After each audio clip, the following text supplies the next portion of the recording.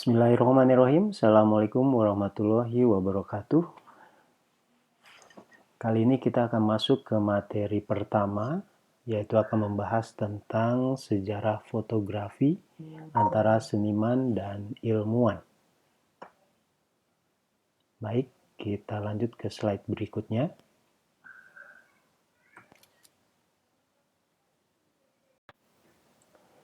Jika kita lihat sejarah dari fotografi, awal mulanya kita bisa lihat filosof Cina atau yaitu Moti yang menemukan konsep pinhole sekitar 400 sebelum Masehi.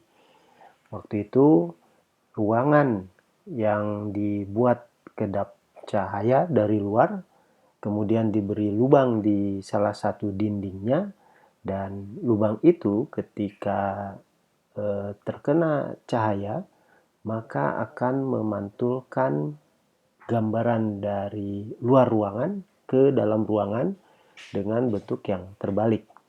Kemudian kita juga bisa melihat prinsip kamera pinhole ini yang ditemukan oleh Aristoteles sejak 2000 tahun yang lalu, di mana Aristoteles menjelaskan bahwa cahaya matahari yang melewati lubang kecil yang disebut pinhole tadi bisa menimbulkan bayangan. Dan ini menjadi cikal bakal sebuah peristiwa fotografi ke depan nantinya.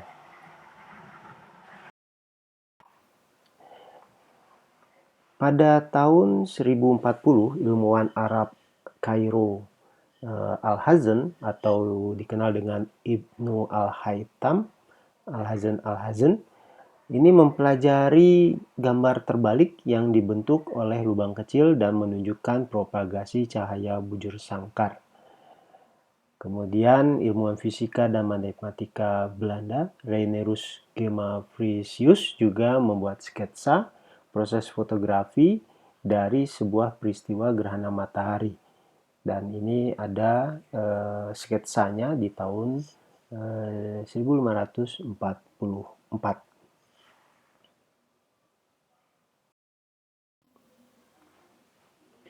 Nah, perkembangan selanjutnya, ruangan yang ditemukan di masa lalu itu kemudian digunakan oleh para seniman di masa Renaissance untuk membantu sebagai alat bantu lukis, di mana ruangan yang memiliki lubang di salah satu sisinya kemudian diletakkan kanvas atau alat lukis untuk membantu para seniman membuat lukisan pemandangan misalnya. Nah, seiring dengan perkembangan zaman juga, kemudian konsep kamera obscura atau ruangan dengan pinhole itu menjadi lebih kecil dari sebuah bentuk ruangan, kemudian menjadi ukuran yang lebih kecil berukuran kotak yang seperti digambarkan oleh Leonardo da Vinci, yang untuk pertama kalinya dia mendeskripsikan bagaimana kamera obscura digunakan sebagai alat bantu melukis. Nah, pada waktu itu banyak pengguna kamera obscura itu memasangkan lensa di bagian lubangnya, di bagian seberang dari lubang. Seperti kita lihat di slide berikut ini. Nah, di masa Renaissance memang ada dua prinsip yang ditemukan ya, prinsip sains, yaitu prinsip optikal, di mana kamera obscura atau kotak kedap cahaya itu kemudian dipasangkan lensa atau optik untuk meningkatkan dari citra yang didapatkan melalui cahaya. Namun yang menjadi impian dari setiap seniman adalah bagaimana caranya supaya bayangan yang ditangkap itu bisa permanen. Nah, sehingga para seniman kemudian yang juga ahli di bidang bahan-bahan kimia seperti beberapa ilmuwan itu mencoba mencari bahan-bahan kimia yang bisa merekam penggambaran citra yang dihasilkan oleh cahaya.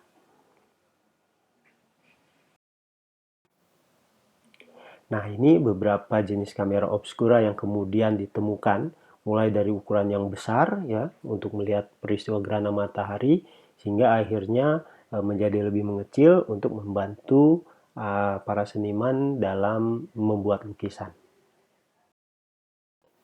Nah, ini adalah sketsa yang dibuat oleh Leonardo da Vinci yang pertama kali menulis deskripsi detail dari kamera obscura di tahun 1490 dan yang digunakan sebagai alat bantu melukis bagi para seniman pada waktu itu. Nah, ini juga salah satu contoh, salah satu kamera obscura atau pinhole yang digunakan oleh Antonio Canal dan dikenal dengan pinhole Canaletto. Pada abad ke-18, dia menggunakan kamera obscura untuk membuat sketsa sebuah kota.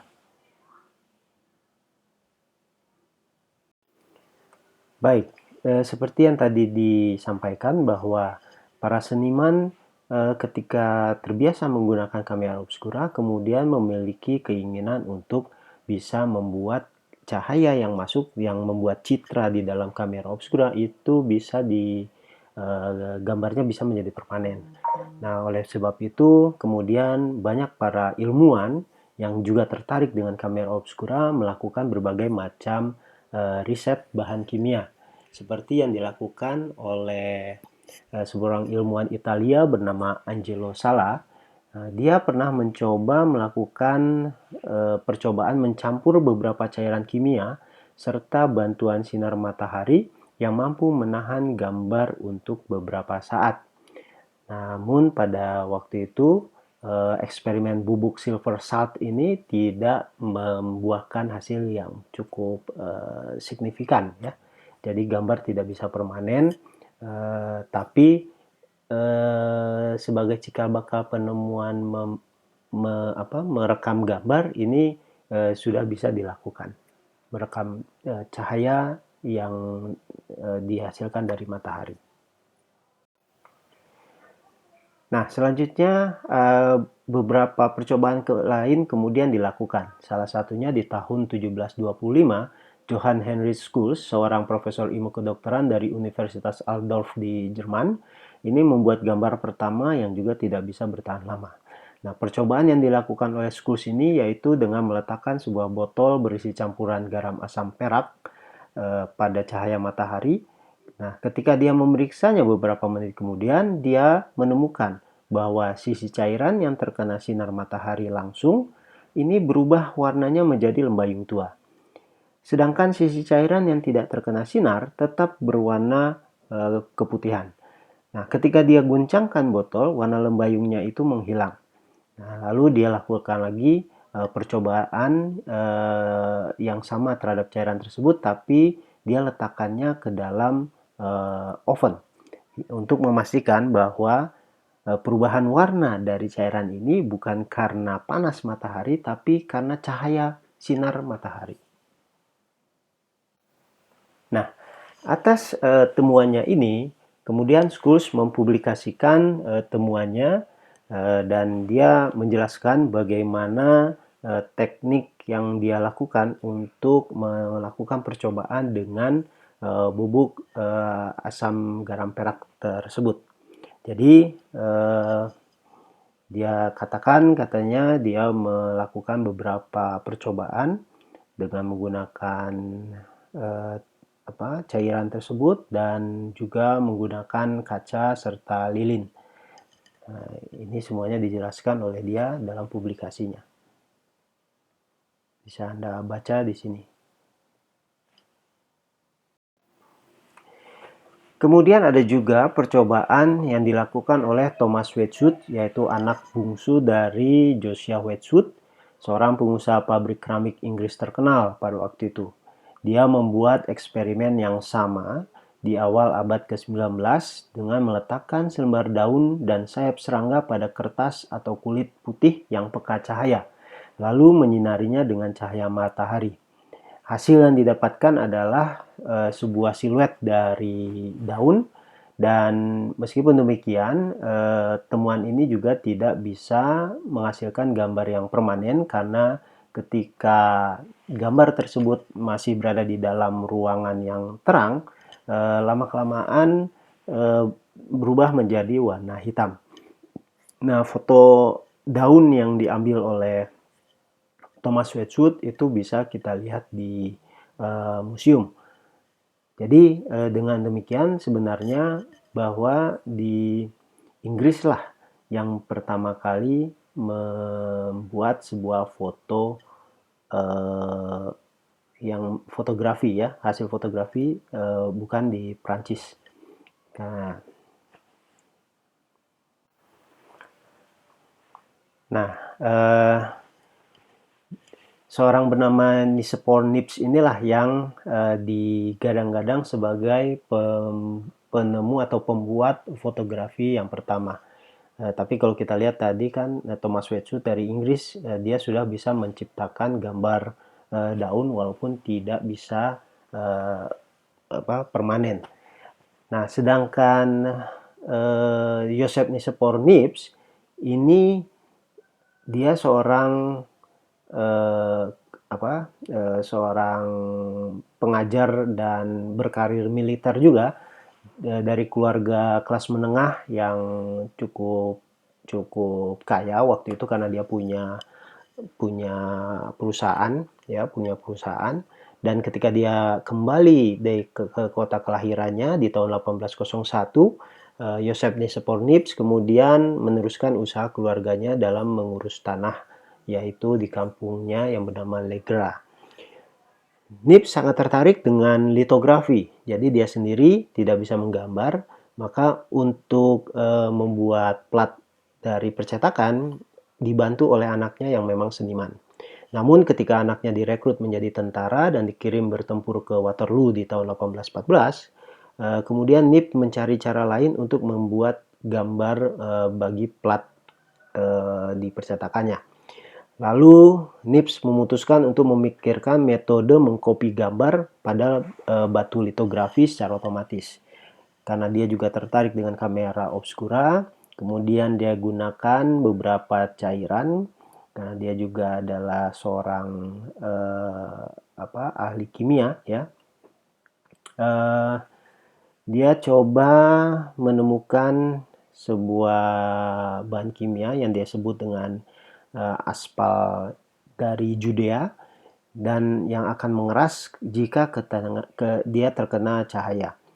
Nah, aspal ini dia larutkan dengan minyak lavender dan bahan pelarut yang biasa digunakan untuk pernis.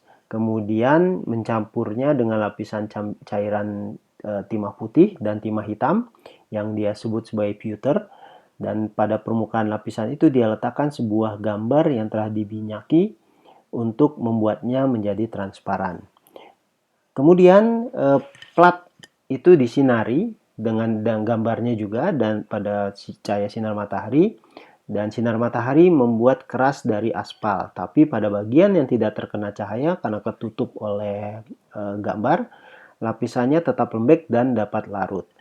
Niepce kemudian mencuci plat dengan minyak lavender untuk melepaskan bagian yang lembek tadi, sehingga meninggalkan jiplakan gambar, yang kemudian bagian gambar jiplakan itu dibersihkan dari pewter dan baru dietsa atau diukir kembali dengan cairan asam untuk membuat torehan seperti gambar aslinya. Nah, bentuk ukiran itu menahan dari tinta untuk membuat cetakan. Nah, temuan inilah yang kemudian oleh Niepce disebut sebagai heliografi, yaitu berasal dari bahasa Yunani helios yang artinya matahari, dan dari bahasa Prancis gravure yang artinya melukis. Nah, dia membuat beberapa plat heliografi, tapi sesuatu yang lebih menarik segera terpikirkan olehnya. Maka dia coba letakkan satu plat berlapis aspal dari Judea itu ke dalam kamera obscura dan membidikkan lensa kamera itu ke belakang jendela rumahnya, dan dia tinggalkan seharian. Kemudian dia kembali lagi sekitar 8 jam proses eksposurnya. atau pencahayaannya, lalu dia lakukan proses terhadap plat tersebut. Nah, hasilnya NIPS bisa membuat sebuah gambar. Ya, kita lihat slide. Oke, jadi teknik heliografi ini adalah teknik pertama ya, melakukan pengambilan gambar yang permanen menggunakan kamera obscura. Foto pertamanya yaitu dia beri judul Summer of 1827, dan proses exposure atau pencahayaan yang digunakan oleh kamera obscura itu mencapai 8 jam di cahaya siang. Nah, ini contoh atau hasil dari kamera obscura dengan teknik heliografinya Joseph Nicephore Niepce, yaitu view from the window at Le Gras. Jadi dari belakang rumahnya. Memang karena proses exposure yang mencapai 8 jam menyebabkan pergerakan matahari dari timur ke barat itu terekam sehingga kedua sisi bangunan tampak bercahaya. Namun keberhasilan Niepce ini dari proses heliografinya, lalu dia promosikan temuannya ke Royal Society, yaitu sebuah institusi terkemuka yang berkaitan dengan ilmu pengetahuan di Inggris. Namun Royal Society memiliki aturan tidak bisa mempublikasikan temuan yang mengandung rahasia yang tidak bisa dibocorkan. Sehingga Niepce kembali ke Perancis, dia tidak bisa membuat paten lah dari hasil temuannya. Nah, kemudian pada Februari 1827, Niepce menerima surat dari seorang seniman bernama Louis-Jacques Mande Daguerre. Dia mendengar hasil kerja dan ketertarikannya dari proses heliografi. Nah, di tahun yang sama, kemudian Niepce dan Daguerre ini bertemu untuk pertama kalinya. Pada waktu itu usia Niepce sudah 64 tahun dan Louis Daguerre baru 22 tahun. Louis Daguerre sendiri tidak tahu tentang ilmu sains, tapi dia pelukis yang berbakat dan desainer panggung. Pada mulanya Daguerre adalah seorang magang sebagai arsitek, dan di usianya yang ke-16 tahun dia menjadi asisten desainer panggung di teater Prancis di Paris. Dan cukup mendapat pujian atas berbagai macam desain panggungnya yang rumit. Karena dia ahli di bidang efek cahaya dan penataan cahaya, dan beberapa pertunjukan opera di teater Paris telah menggunakan keahliannya tersebut. Kemudian dia mengembangkan sebuah ilusi panggung yang mengesankan dan dia sebutnya diorama. Sebuah gambar lukisan besar berukuran 22 x 14 meter dengan efek pencahayaan yang berubah-ubah, dan dia gunakan di beberapa tempat terkenal. Teknik ini begitu populer di awal abad ke-20. Dalam membuat lukisan, Daguerre ini menggunakan kamera obscura untuk membantu dalam perspektif. Dan ini membuatnya ingin mencari lebih tahu bagaimana caranya membuat gambar menjadi permanen. Nah, di tahun 1826 dia mempelajari temuan Niepce hingga akhirnya dia memutuskan untuk bertemu langsung dengan penemu teknik heliografi tersebut. Nah, kemudian Niepce dan Daguerre berkoresponden tentang pekerjaan mereka selama 2 tahun berikutnya. Di tahun 1829 atas undangan Niepce, mereka akhirnya menjadi partner kerja. Nah, untuk 4 tahun berikutnya antara Niepce dengan Daguerre kemudian berpisah dalam jarak jauh gitu kerjasamanya, dan melaporkan hasil eksperimennya mereka melalui korespondensi melalui surat. Namun sangat disayangkan di tahun 1833 itu Niepce terkena stroke dan dia meninggal. Namun Louis Daguerre tidak berhenti di situ, dia terus melakukan eksperimen dan akhirnya di tahun 1839 Daguerre berhasil menemukan teknik baru menggunakan kamera obscura yang dia sebut sebagai daguerreotype. Ya. Nah, daguerreotype ini adalah salah satu tipe awal foto di mana image langsung dicahayai pada sebuah cermin yang permukaannya dilapisi perak dan mengandung uap garam. Pada pengembangan selanjutnya, uap air bromin dan klor juga digunakan yang mempersingkat waktu eksposur. Tidak seperti proses fotografi sekarang, daguerreotype merupakan proses pembuatan image positif tanpa negatif.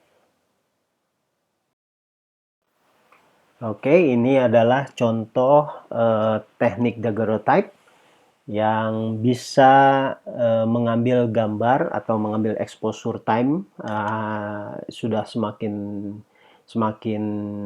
singkat ya, tidak lagi 8 jam pada masa Joseph Nips, tapi sudah bisa hanya 30 menit saja.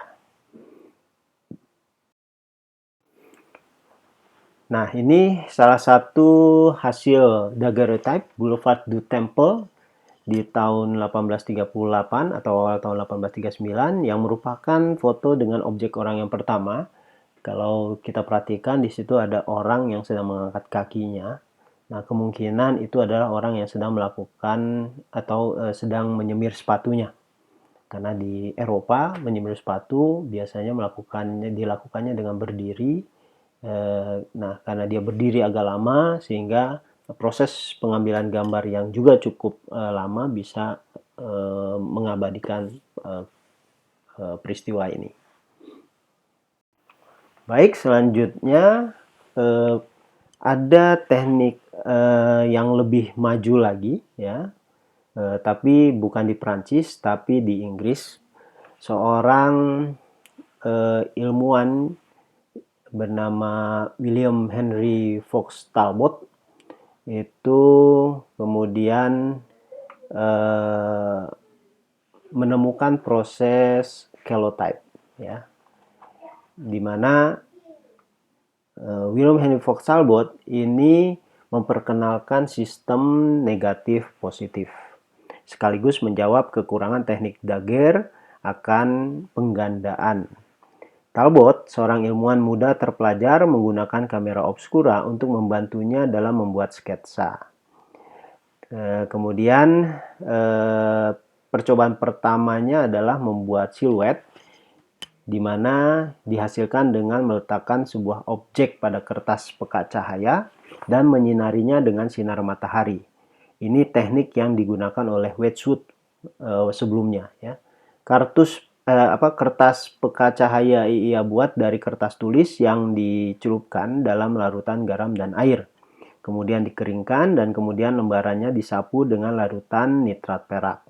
Proses ini dilakukan berulang kali pada tiap lembaran. Tapi tidak seperti Wedgwood, Talbot menemukan cara memperlambat memudarnya gambar.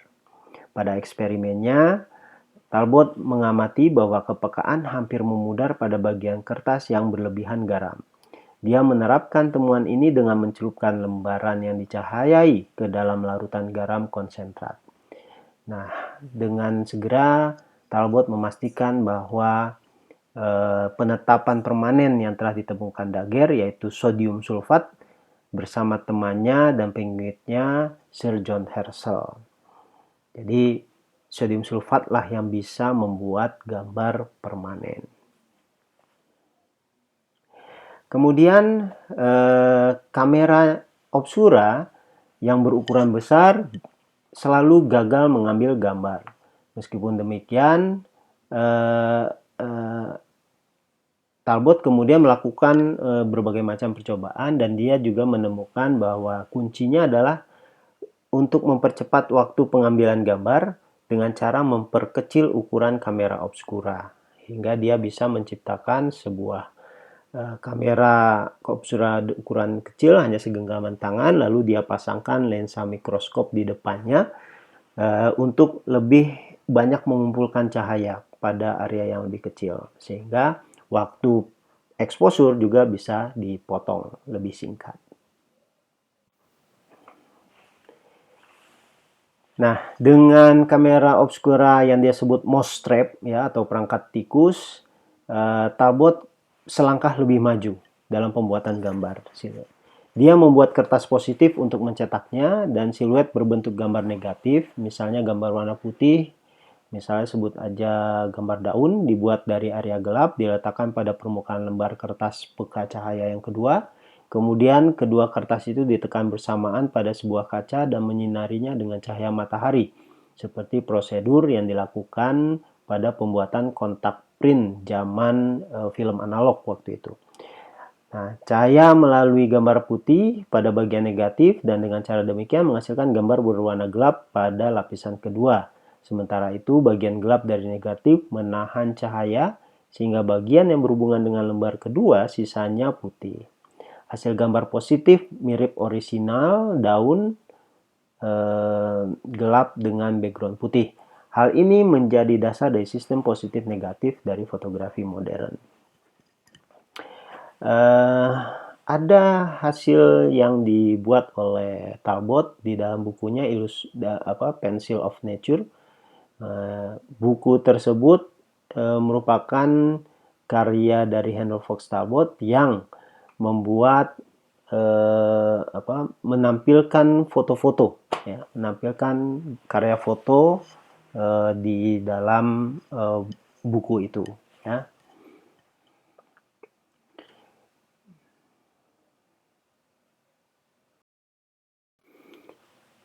Nah, ini beberapa contoh karya foto menggunakan tekniknya Talbot, ya, atau calotype dia sebut.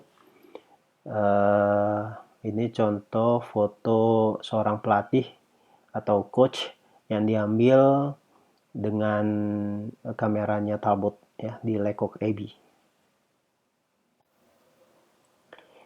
Nah, dari berbagai macam proses proses yang menjadi cikal bakal fotografi ini kemudian membawa seorang ilmuwan yaitu bernama Sir John F.W. Herschel di tahun 1839. Dia melakukan presentasi makalah yang dipresentasikan di Royal Society di tahun 1839 berjudul Not on the Art of Photography or the Application of the Chemical Rays of Light to the Purpose of Pictorial Representation. Nah, pada makalahnya tersebut, Herschel menyatakan bahwa fotografi itu berasal dari bahasa Yunani foto cahaya dan graphein itu menggambar. Jadi dia juga menciptakan istilah positif negatif dan snapshot karena memang Sir John Herschel ini adalah pengikutnya dari William Henry Fox Talbot. Baik, selanjutnya di tahun 1851 mulailah era baru dari fotografi. Kalau sebelumnya bahan kimia yang dihasilkan itu cukup merepotkan bagi para fotografer untuk menghasilkan gambar. Kemudian di tahun 1851, seorang bernama Frederick Scott Archer, pematung dari Inggris, ini menemukan negatif plat basah. Dia menggunakan larutan kental collodion dan melapisinya di sebuah kaca dengan garam perak sensitif atau silver salt karena menggunakan kaca bukan kertas, maka plat basah ini menciptakan negatif yang lebih stabil dan rinci. Nah, dengan bahan yang ditemukan ini, fotografi mulai maju selangkah dan penggunaan plat kaca juga membuat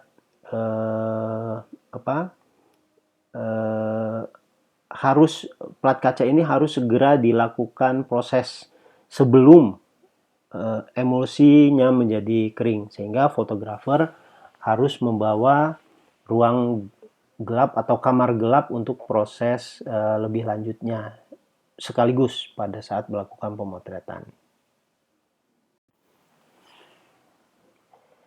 Nah,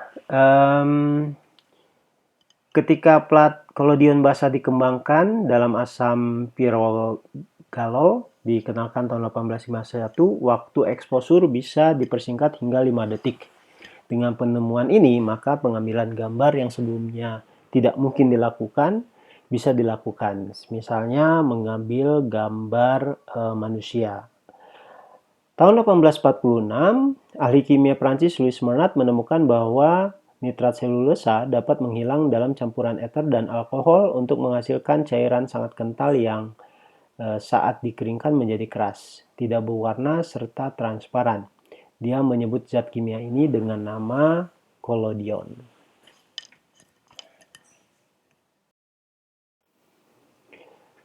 Perkembangan selanjutnya di tahun 1879, plat kering diciptakan. Plat kaca negatif dengan emulsi gelatin kering ini bisa disimpan dalam jangka waktu tertentu. Jadi dengan ditemukannya plat kering ini, fotografer tidak lagi membutuhkan kamar gelap portable dan sekarang bisa menyewa teknisi untuk melakukan proses pengembangan terhadap hasil foto mereka. Proses kering menyerap cahaya dengan cepat sehingga kamera saku itu kemudian bisa dikembangkan. Selanjutnya bersamaan dengan ditemukannya plat kaca dengan emulsi kering, ini juga memunculkan ide lain, yaitu mengubah plat kaca menjadi sebuah roll film berupa plastik ya yang lebih fleksibel. Nah, ini ditemukan oleh seorang ilmuwan yang hobi fotografi bernama George Eastman. Nah, bersamaan dengan penemuan kamera pertamanya di tahun 1877, Eastman bersependapat dengan ketidakpraktisan plat basah. Sebuah artikel di salah satu media Inggris tentang emulsi gelatin yang bisa digunakan ketika kering menginspirasinya untuk mengatasi kekurangan pada masa itu, yaitu repotnya pengambilan gambar dengan plat basah. Dia mulai eksperimen dengan emulsi gelatinnya sendiri dan menemukan lapisan gelatin dan perak bromida mempunyai semua kualitas yang diperlukan. Lalu Eastman mengembangkan mesin untuk memproduksi plat kering secara massal. Namun Eastman sadar bahwa yang dibutuhkan untuk membuat kegiatan fotografi lebih populer adalah sesuatu yang mudah, ringan, tidak mahal, fleksibel. Maka dia ciptakanlah sebuah roll pendek fleksibel untuk film. Nah, tidak ada hal yang baru tentang konsep roll film, tapi dengan membuat lebih fleksibel tersebut, maka Eastman menciptakan peralatan untuk memproduksi film secara massal. Hasilnya tercipta film rakyat Amerikanya Eastman. Roll kertas dilapisi dengan emulsi gelatin tipis. Setelah film melalui proses pengembangan, emulsi dilucuti dari kertas tak tembus cahaya menghasilkan film negatif, di mana cahaya bisa tembus melaluinya untuk membuat gambar positif pada saat pencetakan. Film baru ini membuat kegemparan besar di antara para fotografer, dan yang terpenting adalah produksi kamera baru dan murah, ringan, serta sederhana dalam pengoperasiannya ini menjadi booming. Di tahun 1888, Eastman mengenalkan Kodak dan era baru dalam fotografi dimulai. Nah, inilah skema Kodak Brownie yang dibuat oleh Eastman menggunakan fotografi kering transparan, fleksibel, dan Eastman sendiri seorang fotografer yang rajin dan menjadi pendiri perusahaan Kodak yang kita tahu sekarang. Nah, sepanjang pertengahan tahun 1800-an, pengembangan terhadap fotografi warna terus dilakukan. Percobaan awal terhadap foto berwarna tidak dapat memperbaiki hasil foto serta tidak bisa menahan memudarnya warna foto. Setidaknya hingga tahun 1870, belum terdapat emulsi yang sensitif terhadap warna merah dan hijau. Namun, fotografi warna pertama yang dibuat adalah di tahun 1861 oleh seorang ahli fisika James Clerk Maxwell. Pada dasarnya fotografi warna ini diinspirasi oleh ditemukannya cahaya putih yang kemudian memunculkan spektrum ketika melalui cermin prisma yang dilakukan percobaannya oleh Isaac Newton. Nah, foto berwarna permanen pertama dibuat oleh ahli fisika James Clerk Maxwell tahun 1861.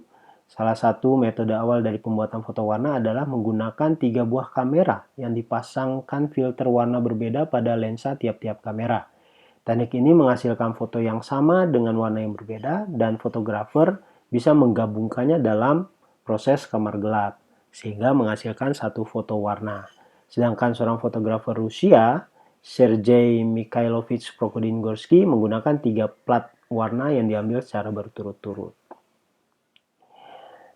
Film pertama yang digunakan adalah keluaran French Lumière Brothers, yaitu Autochrome. Nah, ini salah satu metode awal dari pembuatan foto warna, dan teknik ini menghasilkan foto yang sama dengan warna yang berbeda, kemudian digabungkan di kamar gelap. Oke, ini kontribusi paling signifikan dalam pengembangan fotografi warna di Rusia, dibuat oleh Sergei Prokudin-Gorsky. Dia mematenkan proses fotografi warnanya, dan dia juga menjadi salah satu fotografer pionir di foto berwarna.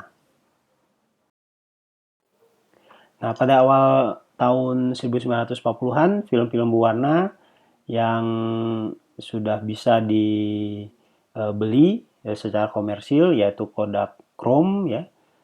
Kemudian film-film ini menggunakan teknologi warna decouple, di mana proses kimia menghubungkan 3 lapisan pewarna bersama-sama untuk menciptakan gambar warna yang jelas. Kemudian di tahun 1935, Kodak memperkenalkan film warna modernnya, yaitu Kodachrome, terdiri atas 3 emulsi warna. Tahun 63, Polaroid memperkenalkan film instan berwarnanya. Pada mulanya, Polaroid menggunakan roll film instan yang terdiri dari 2 roll, yaitu positif dan negatif, yang disatukan dan dipasang di kamera. Kemudian dikembangkan penggunaan film pack yang mengharuskan fotografer menarik keluar film untuk proses pengembangannya. Baik, selain perkembangan dari film dan kamera, yang perlu kita ketahui juga adalah perkembangan dari cahaya. Sebelum adanya lampu buatan, fotografi hanya dimungkinkan menggunakan cahaya matahari atau cahaya yang ada di sekitar lingkungan. Nah, ketika kebutuhan akan cahaya buatan itu, maka pengembangan lampu buatan atau lighting di dalam fotografi juga terjadi. Nah, lampu kilat atau flash adalah alat yang digunakan dalam fotografi untuk menciptakan cahaya buatan pada temperatur warna di 5500 Kelvin untuk membantu cahaya keseluruhan. Fotografi dengan cahaya buatan pertama dibuat oleh L.E. Bateson menggunakan cahaya oksihidrogen yang dikenal juga dengan nama limelight. Ditemukan oleh Goldsworthy Gurney saat memotret objek mikroskopik. Limelight dibuat dengan memanaskan bola kalsium karbonat dalam api oksigen sampai menjadi pijar. Nah, meskipun digunakan secara luas di tahun 1839 sampai 1840, hasilnya cukup mengecewakan karena wajah tampak terlihat pucat seperti kapur dan gambar terlalu terang. Atau biasa disebut dengan overlight, over exposure lah ya. Nah, kemudian di tahun 1862, Edward Sonstedt mulai percobaan menggunakan kawat magnesium. Kawat ini sangat mahal, tapi menyusul demonstrasi yang sangat sukses di tahun 1864, di mana sebuah foto diproduksi di ruangan gelap hanya 50 detik. Cahaya yang muncul terbukti ideal untuk fotografi dan menjadi sangat populer pada waktu itu.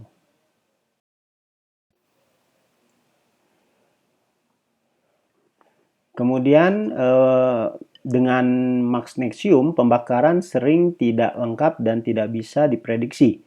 Bahayanya juga bisa membuat ledakan dan banyak asap. Hasilnya terkadang penuh warna gelap atau warna grey, ya, asap menjadi buram, dan tidak cocok untuk pemotretan di dalam studio. Lalu dibuatlah alat-alat dengan bubuk magnesium di tahun 1907 sampai 1918, seperti yang terlihat di gambar ini. Nah, karena magnesium cukup mahal, maka di tahun 1887 Adolf Schmidt dan Johannes Gedicke mencampur bubuk magnesium murni dengan potasium klorat yang menghasilkan Blitzlicht. Nah, dia adalah flash powder. Namun, flash powder ini cukup berbahaya karena banyak fotografer meninggal saat mempersiapkan bubuk flash, yaitu kayaknya meledak pada saat disiapkan, ya, pencampuran antara bahan-bahan peledak ini. Blitzlicht memberikan fotografer kemampuan untuk menghasilkan foto instan di malam hari pada kecepatan rana yang sangat tinggi. Awal abad ke-20 terjadi perbaikan pada rumus bubuk flash ke arah yang lebih aman, tapi tetap menimbulkan masalah di saat di dalam studio, ya, misalnya banyaknya asap yang muncul. Kemudian flash bulb ditemukan. Seorang Louis Bouton, seorang ahli zoologi Prancis dan pelopor fotografi bawah air, ini menggunakan lampu magnesium. Bubuk magnesium disegel di dalam botol kaca dan untuk menyimpan oksigen selama pembakaran. Paul Virchotter menggunakan prinsip yang sama di tahun 1925 ketika dia memicu magnesium elektronik di dalam bola kaca.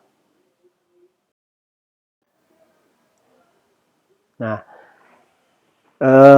flash bulb adalah bohlam yang berisi oksigen di mana aluminium foil dibakar dengan pengapian dicapai menggunakan baterai. Lampu bohlam meskipun kuat tapi hasil foto lembut dan menyebar, karena itu juga kurang berbahaya bagi mata daripada bubuk flash yang sebelumnya digunakan. Yang pertama kali menciptakan lampu flash ini Salsalite, kemudian General Electric juga membuat lampu flash. Salsalite bulb yang pertama digunakan adalah untuk memotret ruang mesin dan kompartemen dari sebuah kapal selam, dan sangat menarik pada waktu itu hasil fotonya, dan diterbitkan di The Morning Post. Kemudian lompatan teknologi besar ke depan dari dunia fotografi adalah dengan ditemukannya blitz. Di tahun 50-an, lampu hampir menggantikan bubuk flash di pasaran. Di tahun-tahun itu, kamera sudah mulai dilengkapi dengan lampu flash atau blitz. Nah, ini menjadi lebih simpel, ya. Nah, inilah lampu flash atau blitz yang digunakan di tahun 1950-an pada kamera-kamera yang tersedia di pasaran. Selain penemuan lampu kilat, juga penemuan sinkronisasi lampu kilat. Ya. Awalnya lampu kilat pada proses fotografi tidak disinkronkan. Jadi cara bekerjanya lampu dengan kamera itu, kamera diletakkan di tripod, kemudian rananya dibuka, lalu flashnya dinyalakan, lalu rananya ditutup kembali. Nah, ini yang dikenal dengan istilah open flash, ya. Nah, dengan munculnya sinkronis lampu kilat di akhir tahun 1930-an, maka proses kerjanya menjadi sinergi. Kamera membuka, lampu kilat otomatis menyala karena disambungkan dengan kabel pemicu.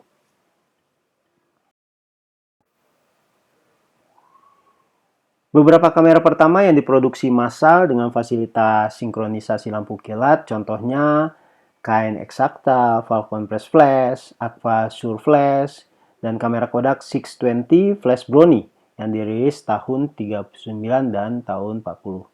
Nah, setelah Perang Dunia Kedua, kamera pada umumnya sudah memiliki sinkronisasi flash dengan menggunakan kabel. Nah, cahaya buatan manusia dalam bentuk lampu sorot dan juga lampu kilat kemudian juga membawa fotografi ke ranah lain. Di tahun 40-an, Harold Egerton menemukan lampu yang bisa menyala mati berkali-kali sehingga dia bisa membuat hasil foto yang hitungannya sepersekian detik.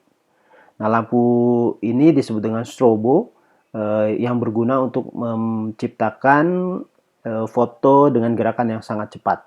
Misalnya foto atlet loncat indah atau foto yang sedang berlari, sprint, dan sebagainya. Ya. Perkembangan cahaya buatan lainnya yaitu di bidang kedokteran. Wilhelm Conrad Röntgen ini menciptakan sebuah cahaya buatan yang disebut sinar X yang bisa membantu fotografi di bidang kedokteran. Selain X-ray, ada juga temuan cahaya inframerah, di mana cahaya inframerah ini membantu sekali di berbagai penelitian di dunia fotografi, karena cahaya inframerah ini bisa menembus kabut atau bisa menghasilkan gambar yang lingkungan yang sangat minim sekali cahaya.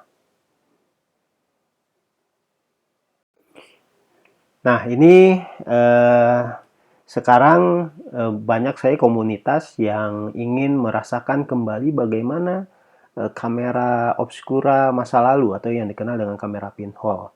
Sebenarnya membuat kamera pinhole ini gampang sekali. Kita cukup membuat sebuah kotak kedap cahaya, kemudian kasih lubang di salah satu sisinya, dan letakkan film atau kertas foto yang sensitif di dalam kotak tersebut.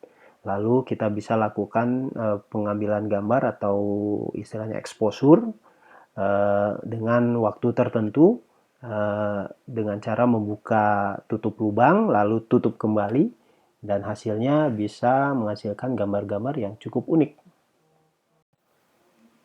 Nah, seperti yang dilihat di sini, ini adalah beberapa contoh pengambilan gambar menggunakan kamera pinhole. Ini contoh pembuatan kamera pinhole atau kamera lubang jarum. Dengan alat sederhana kita bisa membuat kamera ini. Oke, silakan kalau ingin mencoba, Anda bisa membuatnya dari bahan apapun, mau dari kartun, mau dari kaleng, atau mau dari kotak kardus atau apapun. Lalu masukkan kertas film atau kertas foto sensitif cahaya, Anda bisa membuat kamera pinhole ini. Itu saja mungkin pertemuan kali ini.